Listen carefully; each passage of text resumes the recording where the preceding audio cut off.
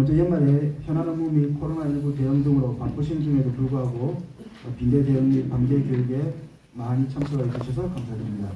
빈대 대응 및 예방관리 방제 교육에 대해 인제의 한국방역협회 부산지부 차장님께서 강의를 해주시겠습니다.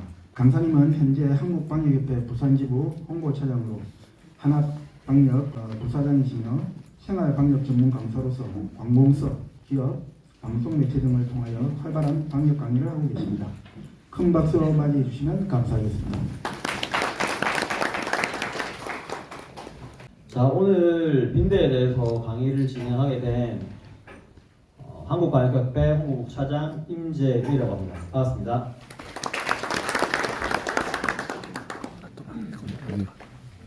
강의를 진행하기에 앞서서 제 프로필을 간략하게 얘기를 하고 강의를 조금 진행하도록 하겠습니다. 먼저 저는 원래 실무 전문가고 현장에서 지금까지도 실무를 하고 있습니다. 실무를 하다 보니까 사실은 이론에 대해서 공부를 해야 될 필요성을 많이 느껴서 제가 직접 공부를 많이 한 케이스입니다. 한국방역협회에서 이렇게 이론을 전문으로 하시는 분들이 있어서 제가 사실 많이 배웠습니다. 빈대 같은 경우에는 예전에 양해철 교수님한테 직접 배우기도 했고, 전 협회 부회장이셨던 이철 부회장님한테는 바이러스에 대한 교육도 받고, 이렇게 직접적으로 제가 뛰어다니면서 공부를 많이 하면서 저도 조금씩 교육을 하게 됐는데, 원래 여기는 제가 19년도부터 좀 프로필을 올려놨는데 18년도까지만 해도 포스코에서 진행했었던 해운대 LCT 이런 방역 현장에는 책임자로 들어가서 3개월 동안 매일매일 실제로 해충에 대해서 방제 작업을 하기도 했습니다. 그때는 이제 새집에서 보이는 먼지 다듬이라는 해충을 박멸했었는데, 그 일을 계기로 해충에 대해서 공부를 좀 많이 해야겠다고 느껴서 정말 여기저기 찾아다니면서 전문가분들을 이제 조문하에 많은 공부를 좀 진행을 했고요.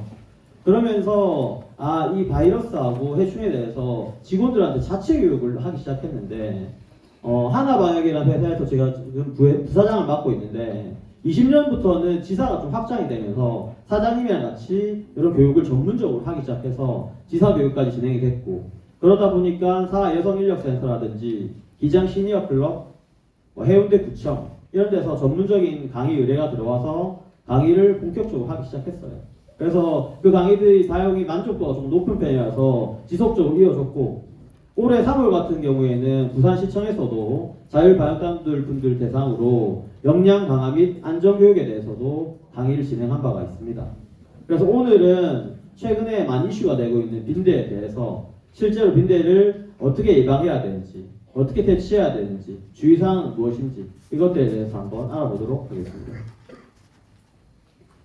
자, 오늘 진행 순서는 먼저 빈대의 특성에 대해서 알려드릴 거고요. 빈대가 인체에 미치는 영향, 그 다음에는 실제로 빈대를 어떻게 확인하는지, 그 다음에 빈대가 발견했을 때 방지하는 방법과 예방하는 방법, 그리고 현장의 사례에 대해서 소개를 좀 드릴 겁니다. 그리고 간략하게 약품에 대해서 설명을 드릴 건데, 여기까지 이론적으로 한 50분 정도 시간이 주어져 있어요. 그래서 시간이 짧기 때문에 자세하게 다루지 못해서 가장 중요하다고 생각되는 부분들만 요약해서 설명을 좀 하도록 하겠습니다. 먼저 지금 국내에 들어와 있는 빈대에 대해서 먼저 설명을 드릴게요. 빈대는 노린재목 빈대과에 속하는데 세계적으로는 100종이 넘게 있습니다. 약 110종에서 120종 정도로 지금 파악되고 있는데, 국내에 들어와 있는 빈대는 2종이에요. 기존에 많이 있었던 거는 학명으로도 빈대, 그리고 최근에도 다시 많이 보이기 시작하는 거는 지금 밑에 보이는 반날개 빈대입니다. 여기 조금 최근에 뉴스에서 나오는 게 오해가 조금 있는데, 반날개 빈대가 이번에 코로나가 풀리고 해외여행이 많아지고 이번에 생긴 건 아니에요. 2010년도부터 반날개 빈대가 꾸준히 계속 증가하고 있었는데 많이 안 알려졌을 뿐이에요. 그 부분에 대해서 뒤에 가서 제가 또 설명을 조금 드리도록 하겠습니다. 빈대 같은 경우에는 온대와 아열대에서 살고, 반날개 빈대는 아열대와 열대에서 살기 때문에 조금 더운 데서 살기가 좋아졌다, 이렇게 생각하면 될 것 같고요. 국내의 기후가 점점 더 더워지고 있습니다. 아열대화가 되고 있는 거죠. 예전보다 지금 우리 한국도 온도가 많이 올라갔기 때문에 지금은 빈대뿐만 아니라 이 반날개 빈대도 살기가 많이 좋아졌다. 이렇게 생각하시면 될 것 같습니다. 빈대와 반날개 빈대를 구분하기는 전문가 아닌 이상은 실질적으로 거의 힘들고요. 단순 모양만 봤을 때는 일반적인 빈대들이 반날개 빈대보다는 조금 더 통통하다. 이 정도로만 알고 있으면 될 것 같습니다. 자, 여기서부터는 빈대의 세부적인 특성에 대해서 조금 설명을 해드릴 건데 일단은 빈대 등면하고 배면을 보고 빈대를 좀 설명을 해드릴게요. 빈대의 등면을 보면 여기 반시초라는 게 있습니다. 반시초가 뭐냐면 그냥 쉽게 설명해서 앞날개예요. 앞날개. 노린재복들한테는 요 반시초라는 게 있고요. 이런 걸 보고 충분히 해충을 구분할 수 있습니다. 자, 그리고 배면을 보게 되면은 이쪽에 보면 주둥이가 있습니다. 이 주둥이에 관이 두 개가 있어요. 한 가지 관으로는 사람처럼 이렇게 숙주에게 흡혈을 하고요. 나머지 관에서는 타액을 내뿜습니다. 그 타액을 내뿜는 이유는 이 그 타액을 통해서 혈액이 응고되지 않게 자기가 그냥 피를 잘 빨아먹으려고 하는 거죠. 그런 기관을 하고 있고요. 또 여기 보시면 배례세기관이라는 데가 있는데 이건 정액을 보관하는 기관이에요. 빈대는 좀 특이한 방식으로 교미를 진행을 합니다. 얘네들은 외상성 수정이라는 걸 하는데 실제로 이 생식기가 침처럼 돼 있어서 배 같은 데 이렇게 꽂아가지고 이게 수정을 해요. 그러니까 얘네들은 암수 구분도 잘 못하고 사실은 어미 새끼도 구분을 잘 못해요. 심지어 다른 해충한테 교미를 시도하기도 합니다. 근데 반대로 얘기하면 교미하기가 좀 더 편한 거죠.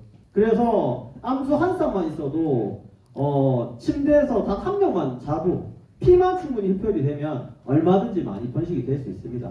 그래서 빈대에 대해서는 좀 주의가 필요하다. 자세하게 이제 설명을 좀 드리자면 성충이 이렇게 생겼습니다. 자, 보시다시피 위로 상하로 아주 납작하게 눌러져 있는 타원형 형태고 색깔은 진한 갈색입니다. 처음부터 진한 갈색이 아니고 잠깐 넘겨서 보여드릴게요. 처음에는 이렇게 연한 갈색이에요. 연한 갈색이었다가 점점 더 계속 탈피를 하면서 계속 진해집니다. 그래서 성충이 됐었을 때는 완전 진한 갈색이 되고 여기서 흡혈을 하게 되면 붉은색에 가까워집니다. 이런 식으로.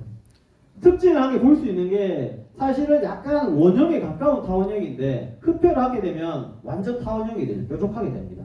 그래서 전문가들은 충분히 구분이 가능해요. 크기 같은 경우에도 이 알 같은 게 1mm예요. 하얀 색깔로 알이 많이 보입니다. 실제로 많이 인지하면 점점 더 커지면서 1.5, 2mm, 3mm 여기서 이제 오령이 되면 한 4.5로 커지고 성충이 됐을 땐 5.5mm 평균 크기가 이렇다는 거고 좀 더 크거나 작을 수는 있습니다. 그래서 많이 큰 개체 같은 경우에는 한 6mm 정도 되는 데다가 피까지 흡혈하게 되면 8에서 9mm까지도 커질 수도 있습니다.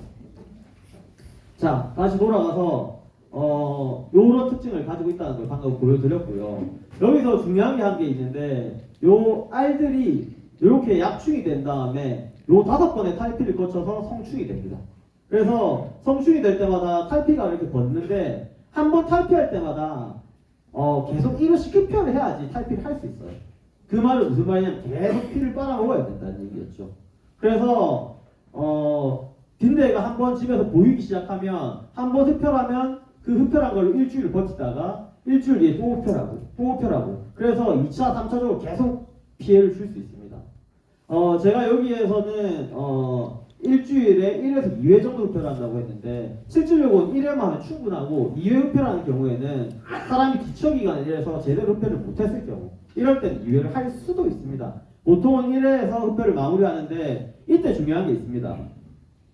사람들이 빈대에 통증을 많이 호소하는 이유인데 흡혈하는 시간이 중요합니다. 평균적으로 10에서 12분 정도 흡혈합니다. 많은 양을 흡혈하는데 본인 체내에 있는 흡혈 피에 비해서 한 6배 정도 가까이 흡혈을 하는데 이게 어느 정도 양인지 간단히 설명을 드리면 모기 같은 경우에는 한 2분 정도 흡혈하거든요. 물방울로 따지면 한 방울, 두 방울 한 2마이크론 정도 됩니다. 근데 빈대 같은 경우에는 최소 10, 많게는 한 15마이크론 정도 흡혈하는데 이 정도 양이면 상당량의 피를 흡혈한다고 보면 돼요. 그리고 무서운 점은 5마리가 있든 10마리가 있든 20마리가 있든 침대 밑에 많이 숨어 있는데 한 명이 자더라도 그 동시에 다 올라와서 한 번에 다 흡혈합니다. 흔히들 저희가 그런 말 쓰죠. 빈대 붙는다. 염치 없을 때 많이 사용하는 표현인데 실제로 빈대는 엄청 잘 달라붙습니다. 그리고 이런 표현도 쓰죠. 빈대 잡으려다가 초가상가 태운다. 그만큼 퇴치하기가 쉽지가 않습니다. 단 개체수가 작을 때는 어느 정도 퇴치가 돼요. 하지만 개체수가 10마리 이상, 20마리 넘어가는 순간부터는 일반적인 퇴치 방법으로 정확하게 퇴치가 힘들기 때문에 전문가의 도움을 받는 것이 좋습니다. 자, 그리고 뉴스나 보도되는 것 중에서 제가 제일 답답했던 부분이 한 개가 있는데 바로 이 부분이에요. 이제 수명에 대한 부분입니다. 전부 나와 있는데 보면은 뭐 90일 정도 산다. 뭐 이렇게 나와서 보도된 자료들이 많은데 90일 정도 산다는 게 완전 틀린 표현은 아닙니다. 온도가 많이 높거나 추우면 90일 정도 살다 죽을 수도 있어요. 근데 빈대들이 좋아하는 온도가 있습니다. 18도에서 20도 정도. 이 정도 온도에서는 300일 거뜬히 삽니다. 최대로 오래 살면. 더 살 수도 있어요. 왜냐하면 아까 제가 유충에서 계속 흡혈을 한 다음에 성충이 된다고 했는데 이 유충 처음에 1년부터 해가지고 6년까지 이 기간이 10주 정도 걸립니다. 이 10주 정도 걸린 상태에서도 성충이 되고 나서도 최대 오래 살면 300일을 더 살 수 있는 거예요. 그러니까 생각보다는 충분히 오래 살 수 있기 때문에 위험성이 더 높다. 굶겨서 죽이는 건 말이 안 된다. 이렇게 생각하시면 될 것 같습니다. 그리고 여기서 중요한 내용이 한 개 있어서 한 개 짚고 넘어가도록 할게요. 불완전 변태를 한다. 요거에 대해서 조금 잘 알고 있어야 되는데 방역을 할 때 중요한 거예요. 사실 해충학적으로 중요하다기보다는 완전 변태라고 하면 말 그대로 애벌레가 번데기가 돼서 나비가 되듯이 이런 과정을 정확하게 거쳤을 때 완전 변태라고 하는데 저희 해충으로 좀 설명을 드리자면 장구벌레가 번데기가 됐다가 모기가 되고 구더기는 번데기가 됐다가 파리가 되겠죠. 이 번데기가 되는 과정에서 이 유충들이 혈액이 됐다가 완전한 변태가 되는 거예요. 그럼 다른 생명이 된다시피 합니다. 그럼 실질적으로 유충 죽이는 방법하고 성충 죽이는 방법하고 두 가지 방법을 써야 되는 거예요. 한 가지 방법으로 죽일 방법이 아예 없죠. 하지만 이런 빈대처럼 약충이나 성충이 똑같은 형태일 때는 유충이라는 표현을 쓰지 않고 보통 약충이라고 표현을 씁니다. 그래서 빈대는 1년대 이렇게 작은 약충과 다 큰 6년대 성충이 차이가 거의 없습니다. 똑같은 방식으로 죽일 수 있다는 거죠. 자, 그러면 빈대가 인체에 어떤 영향을 미치는지에 대해서 좀 설명을 해드릴게요. 아까 전에 앞서서 설명을 잘 해주셨는데 현재까지 다행히도 질병을 매개했다는 역학적 보고는 없습니다. 하지만 가려움증이 좀 심하죠. 가려움증이 왜 심할까요? 아까 전에 제가 타액을 내뿜기도 한다고 했는데 혈액을 응고하기 위해서 그 타액을 내뿜는데 그 타액이 사람 인체에 들어오면 어떤 반응을 하냐면 항원으로서 작용을 해요. 항원으로서 작용을 하니까 당연히 우리 신체에서 이걸 없애버리려고 백혈구에서도 혈액이 그쪽으로 공급이 되겠죠. 혈액이 그쪽으로 공급이 되었을 때 혈관이 확장이 되는데 이 확장이 되면서 히스타민이라는 성분이 분비가 됩니다. 그 히스타민이라는 성분이 엄청 가려워요, 사람한테. 그래서 빈대에 물리면 엄청 가려운 겁니다. 히스타민 때문에. 사람마다 차이가 많이 나는데 경미하게 끝나는 사람도 있고 엄청 심한 사람들도 있습니다. 이 가려움증 물리고 나서부터 한 이틀에서부터 경우에 따라서 한 일주일 후에 올 수도 있거든요. 그래서 빨리 초기에 대처를 잘 해야 됩니다.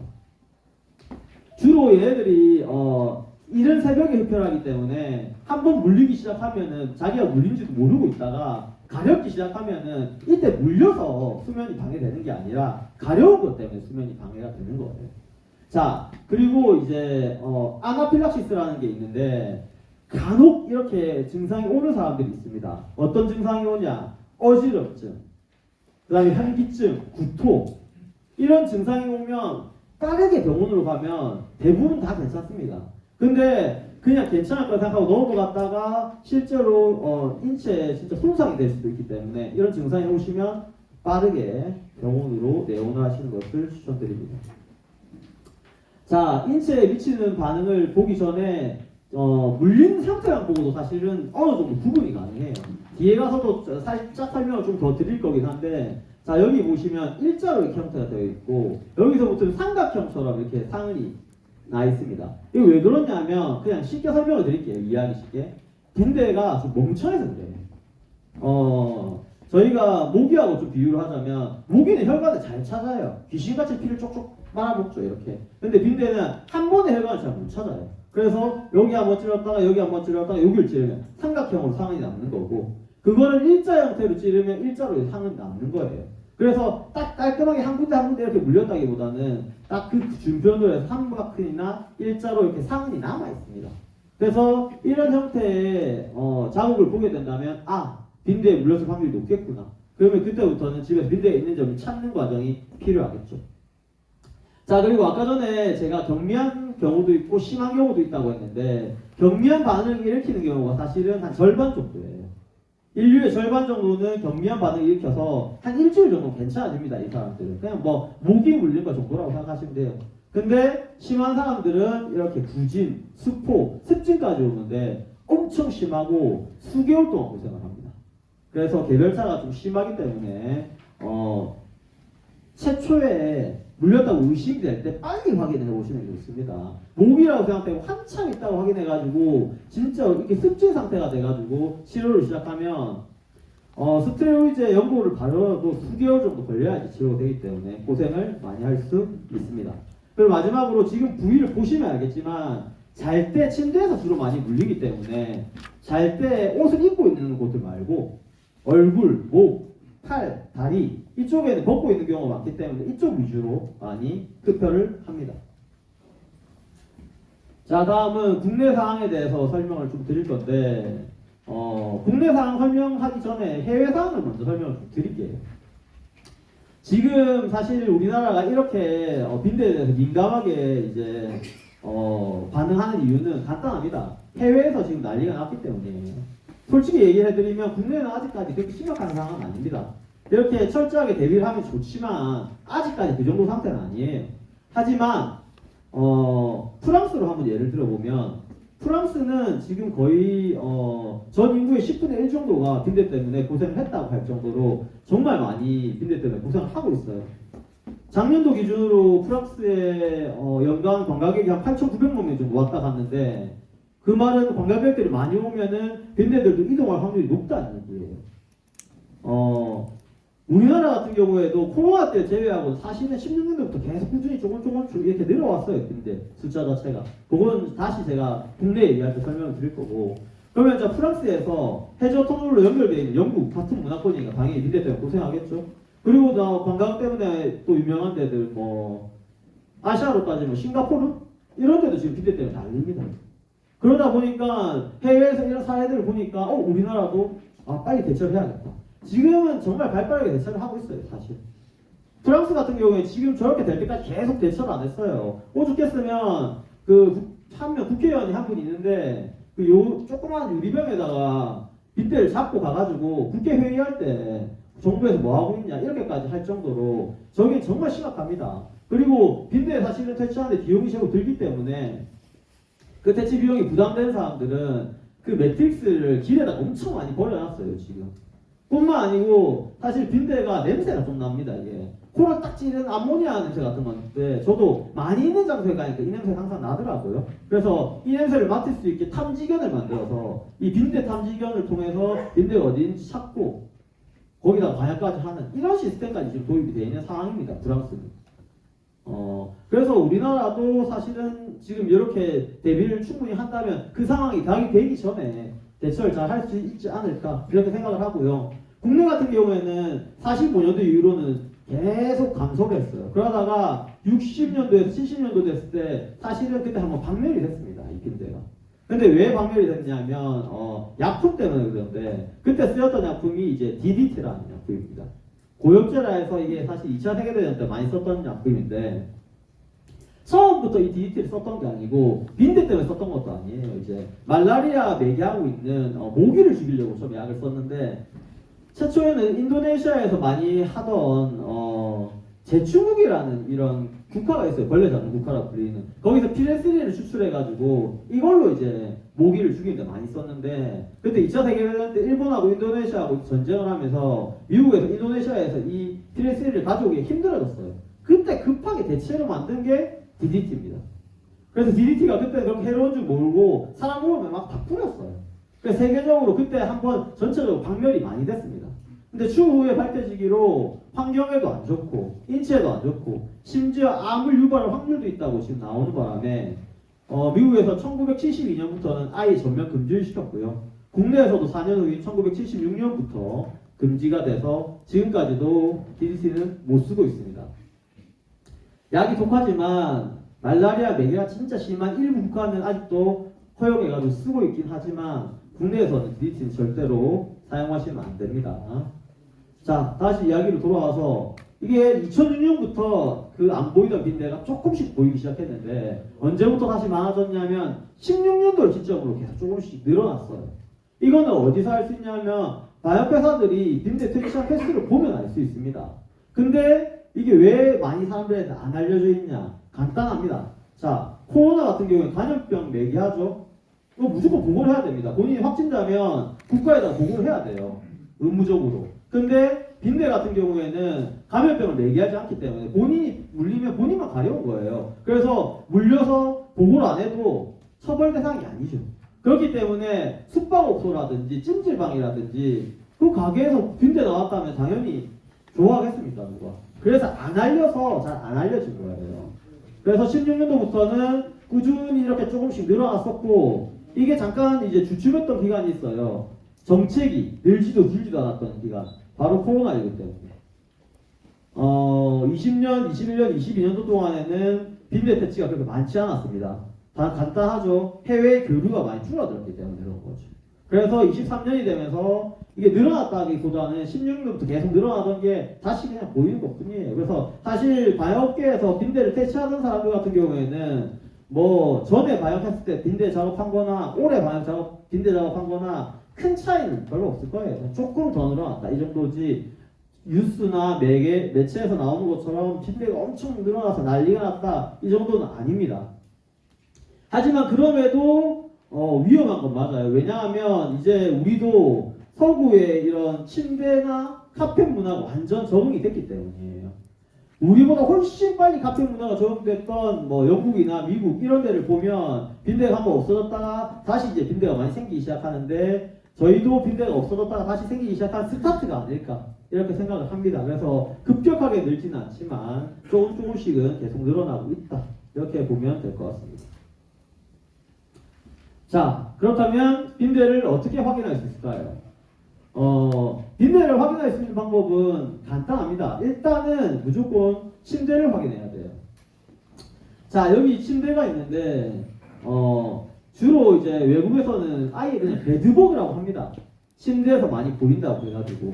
자, 침실에 들어오면 일단은 사람들이 여기서 자기 때문에 물고 나서 다시 이런 데로 숨어요. 이렇게 컴컴한 틈새 같은 데로. 그래서 침대를 좋아하기도 하고 그 침대에서는 섬유지나 목재, 종이 같은 것들을 많이 쓰기 때문에 침대 재료로 침대 자체를 좋아하기도 해요. 그 프레임 틈새, 나무 틈새, 매트리스 틈새, 뭐 이불 솜 사이 이런 데에 다 숨어 있다가 이제 사람이 자기 시작하면 와 나와서 흡혈하고. 그래서 저희가 빈대를 확인할 때는 그런 데를 다 찾아봅니다. 제가 대략적으로 여기다가 몇 가지를 이렇게 적어놨는데 침대 헤드부터 시작해서 뭐 침대 스프링, 이게 뭐 소파 틈새, 탁자 틈새까지 다 보고 이게 많이 번지면 창틈, 콘센트 주위, 심지어는 액자 보면 액자 뒷면에까지 있고 저 같은 경우에는 실제로 좀 이따가 사례에서 나올 건데 콘센트를 열어보니까 그 안에까지 탈피각을 해놨더라고요. 그래서 그렇게 보이는 위치 주변으로 찾아보면 실제로 물린 사람들은 대부분 찾을 수 있습니다. 한 마리, 두 마리 말고 한 세네 마리만 정도만 있어도 흔적을 찾을 수 있어요. 왜 찾을 수 있냐면 자, 이렇게 배설물한 흔적들이 반액체성 물질이라서 곰팡이 비슷하게 보여요.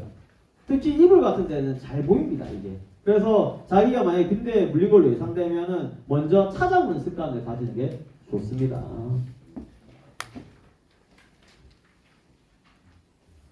자, 그리고 빈대를 확인하는 방법 중에서 물린 자국으로 확인하는 방법도 있는데 아까 전에 제가 한번 설명드렸던 삼각근이 대표적인 거고 그거 아니고도 두 가지가 더 있는데 일자 형태로 이렇게 쭉 물리는 거하고 이렇게 크게 물려 있는 거예요. 이거 아까 전에 제가 얘기했었던 타액을 이렇게 내뿜으면 그 타액 때문에 여기가 부어가지고 커지는 그런 현상입니다. 그래서 이렇게 큰 자국이 났구나, 일자나 삼각형 상태의 상흔이 보이면은 아, 빈대에 물렸구나, 이렇게 충분히 의심할 수 있습니다. 자, 그리고 빈대는 선적도 없고 싫어하는 것도 거의 없습니다. 그냥 뭐 피만 있으면 계속 살 수 있는 거예요. 근데 한 가지 딱 싫어하는 게 있는데 바로 빛이에요, 빛. 그래서 빈대를 찾을 때는 공간을 최대한 컴컴하게 해놓고 밤에 찾으면 더 잘 찾겠죠.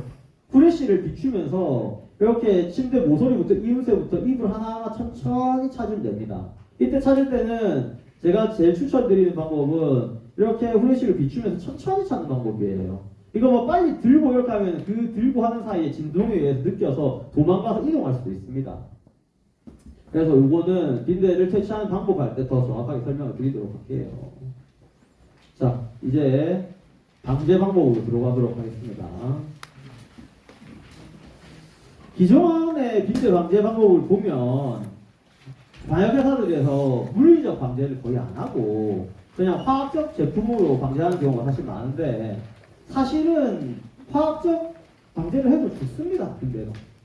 근데 빈대도 죽지만 사람한테는 많이 해롭겠죠. 그래서 최대한 덜 해로운 방식으로 퇴치를 하는 게 더 좋고, 뿐만 아니라 어차피 화학적 방제를 하더라도 한 번에 못 죽여요. 빈대를 죽이려면 탈피가 안에 숨어있는 기간을 감안을 해서 많은 곳은 3회, 적은 것도 최소 2회 정도는 방역을 해줘야 퇴치가 가능합니다. 자, 왜 그러냐면 이 탈피가 안에서 최대 10일까지 버틸 수 있어요. 그 말을 반대로 얘기하면 10일 안에 빈대 작업을 5번 하나 6번 하나 한 번 한 거하고 별 차이가 없다는 얘기예요. 탈피가 안에서 버텨버리면 되니까. 물론 초고압 이제 스팀 작업 같은 거 할 때 탈피각을 정확하게 맞춰가지고 쏘아서 녹아서 줄일 수도 있지만, 완전 뭐 벽면 뒤쪽 뭐 이런데 아예 구석에 있어가지고 그게 안 닿는다면 그런 데서 다시 부화가 되는 거예요. 그래서 그런 거까지 감안을 해서 한 3회 정도 퇴치 작업을 진행해야 됩니다. 자, 그때 제일 처음에 하는 작업이 보이는 빈대 제거.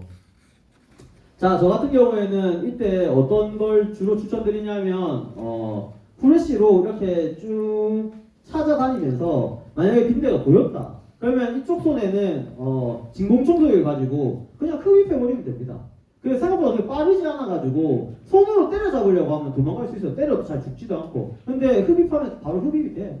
대신에 여기 상당히 중요한 게 있습니다. 이 청소기에 보면은 먼지 봉투가 있는데 그 먼지 봉투 쪽에 충분히 다 잡고 나면은 에어롤을 통해 가지고 충분히 살충을 해야 돼요. 그래서 충분히 살충한 상태에서 그걸 다시 비닐봉지에 넣고 비닐봉지에서 다 털어버린 다음에 비닐봉지를 정확하게 밀봉해서 버리면 됩니다.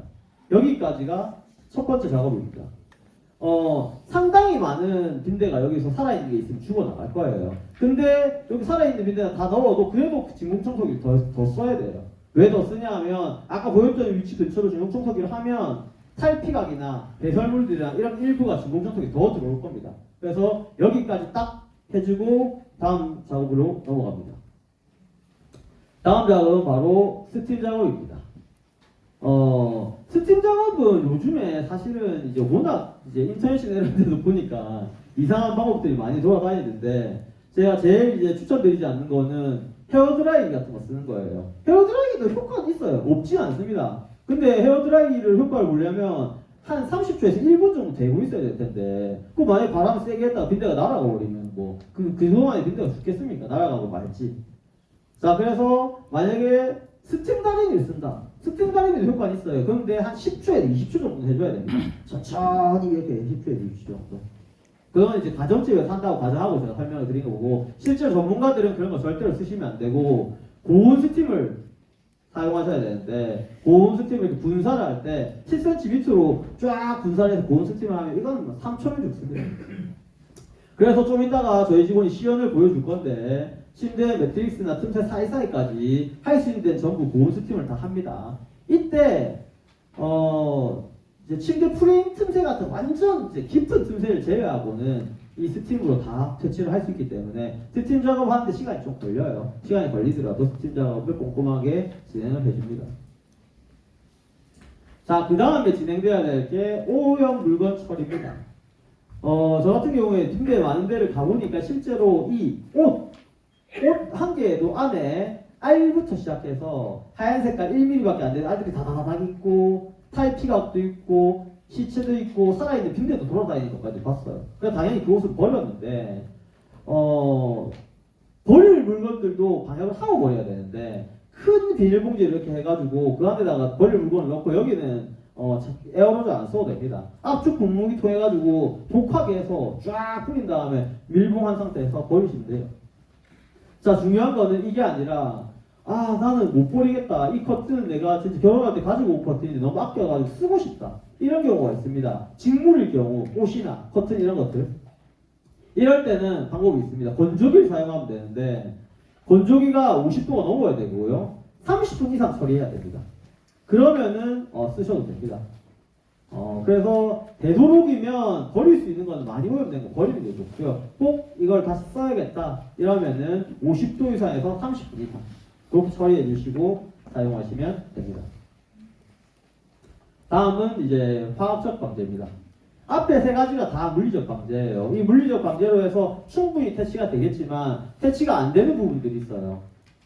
완전 틈새 깊숙한 곳, 스팀을 쏘아도 스팀이 들어가지 않는 곳, 이런 데는 이제 화학적 방제를 진행하는 건데 두 가지 형태로 하는데 침대 프레임 같은 데는 당연히 이 에어로졸로 깊숙이 넣어서 방제를 하고 저희가 기본적으로 아까 전에 침대 같은 거 다 작업을 할 때도 저기처럼 침대 보이는 게 이런 벽면에 붙어 있으면 아예 중앙까지 빼야 돼요. 중앙까지.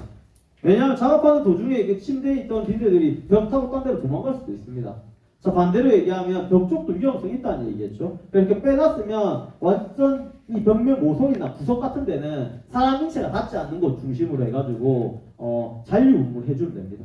그리고 아까 침대 그 프레임 그 사이에는 에어로졸하고 이렇게 두 가지 화학적 작업만 하면 충분히 못 죽였던 해충까지도 퇴치가 가능합니다. 단 요 네 가지 방법을 3번에 걸쳐서 작업해야지 완벽하게 퇴치가 되고 이런 경우도 있습니다. 이렇게 해서도 퇴치가 힘든 데도 간혹 있어요. 진짜 막 수백 마일씩 있는 데들. 그런 데들은 다른 작업들도 병행해서 진행을 합니다. 예를 들면 침대에 이렇게 다리가 있으면 이 바닥에 있는 애들이 다리를 타고 침대로 올라가거든요. 그래서 그걸 막기 위해서 이 접이용 바가지가 있어요. 두 가지 형식으로 이렇게 접혀져 있는 이런 거를 침대 다리에다가 받치기도 하고 사실은 이제 규조토라는 것 자체가 좀 이제 사람들 호흡에 들어가면 규폐증도 일으키고 해로워서 이제 일반인들한테는 거의 쓰지 말라고 하는데 그 접이식 바가지에는 조금 가루 형태로 놔둬도 됩니다. 그게 어차피 빈대 몸에 들어가면 이게 탈수 현상이 이렇게 죽이기도 하거든요. 이런 걸 쓰기도 하고 그리고 매트가 너무 아까워서 나는 못 버리겠다 절대로 이렇게 얘기하시는 분들은 또 한 가지 방법이 있습니다. 저기다 아예 방수 매트를 씌워버리는 거예요. 방수 매트. 제가 아까 얘기했죠. 최대 한 300일까지 살 수 있다고. 반대로 얘기하면 약 안 뿌려도 방수 매트로 딱 그냥 매트 덮어버리면 10달 놔뒀다가 쓰시면 됩니다. 그러면 그 사이에 다 굶어 죽기 때문에 그런 방법들도 활용할 수 있습니다. 이것 말고도 물론 여러 가지 방법들이 있지만 지금 바로 소개해 드릴 수 있는 방법은 한 이 정도로 설명드릴 수 있겠네요. 자, 이제 주의사항에 대해서 설명을 좀 드리겠습니다.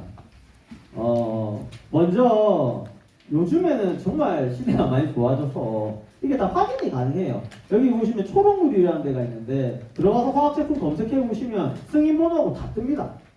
그래서 먼저 제일 처음에 하게 되는 건 환경부에서 이게 승인된 약품인지 승인 안 된 약품으로 작업했다가 죽여봐야 사람한테도 더 해가 될 수도 있어요. 왜냐하면 자, 정확하게 얘기 드릴게요. 뭐 친환경 뭐 이런 얘기를 하는데 아까 맨 처음에 말했던 피레스린이 제일 친환경이에요. 피레스린이. 그 피레스린조차도 인체에 완전 무해하진 않습니다. 즉 다르게 얘기를 하면 무해한 약은 아예 없습니다. 또 방역해서 벌레 죽이는데 무해하겠다는 게 좀 말이 안 되는 거죠. 물론 나중에 과학기술이 더 발달해서 그런 약이 생길지는 모르겠지만 지금까지는 무해한 약은 아예 없어요. 그 말은 뭐냐면 용량, 용법을 무조건 정확하게 지켜야 되고 승인된 약으로만 작업을 해야 된다는 얘기입니다.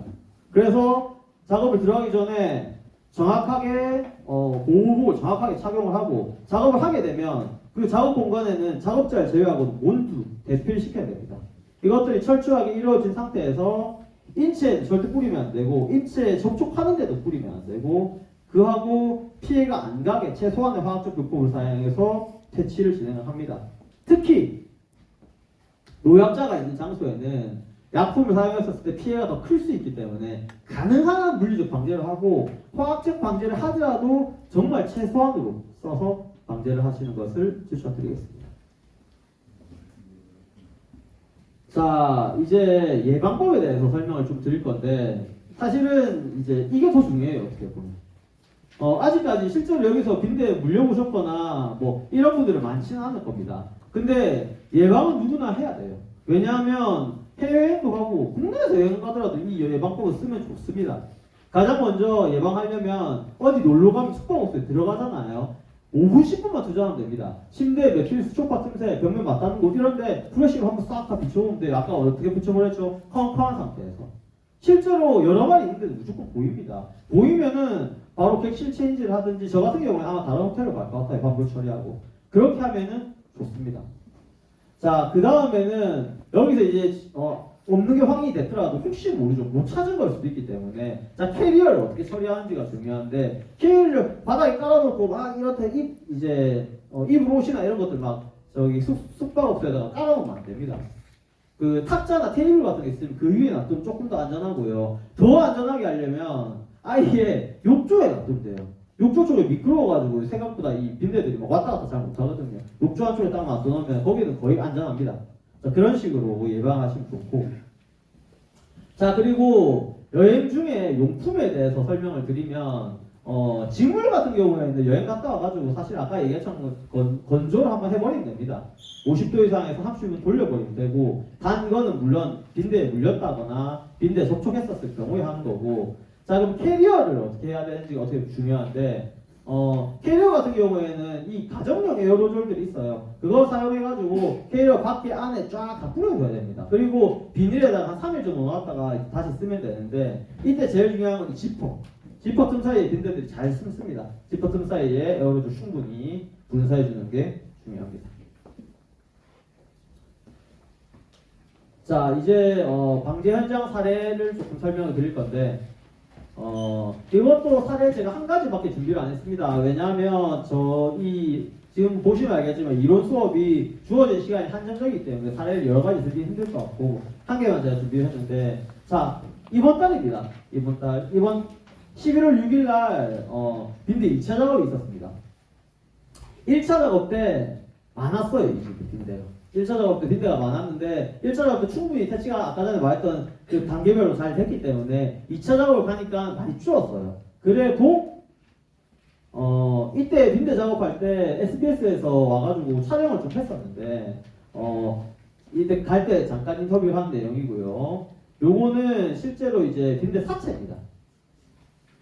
그리고 제가 이 컨센트 쪽을 열어보니까 이 안에 이거 아까 제가 얘기했던 탈피각입니다. 여기 탈피각도 보였고 그래서 아까 말했던 이 빈대 작업에 맞춰가지고 다시 2차 작업도 4단계에 맞춰서 이렇게 진행을 했고 완벽하게 퇴치가 정확하게 된 상태입니다. 많은 집은 이 과정을 3번 거쳐서 작업하면 박멸이 가능하고 원룸같이 작은데 조금만 있으면 한 2번으로도 퇴치가 충분히 가능합니다.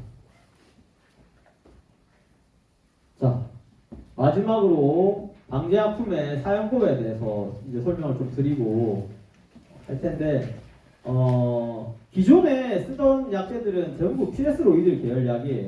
근데 이 약품에 대해서 설명드리기 전에 피레스로이드에 대해서 조금만 설명을 드릴게요.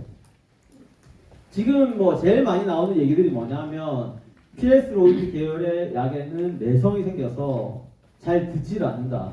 그래서 빨리 다른 약을 써야 된다. 그래서 들고 온 약이 네오니코티노이드 계열의 약이다. 사실은 아닙니다. 사실은 아니에요. 내성과 저항성의 차이에 대해서 조금 인지를 해야지 이제 알 수 있는 부분이긴 한데 그 내성이라고 하는 거는 쉽게 설명드리면 빈대의 내성이 빈대가 튼튼한 거예요. 체력이 좋고 힘이 좋고 이러면은 빈대들이 만약 이 약에 내성이 생겼으면 다 안 죽어야 돼요. 근데 지금 같은 경우에는 100마리의 빈대가 있으면 피레스로이드 계열 약 쓰면 98마리 죽습니다.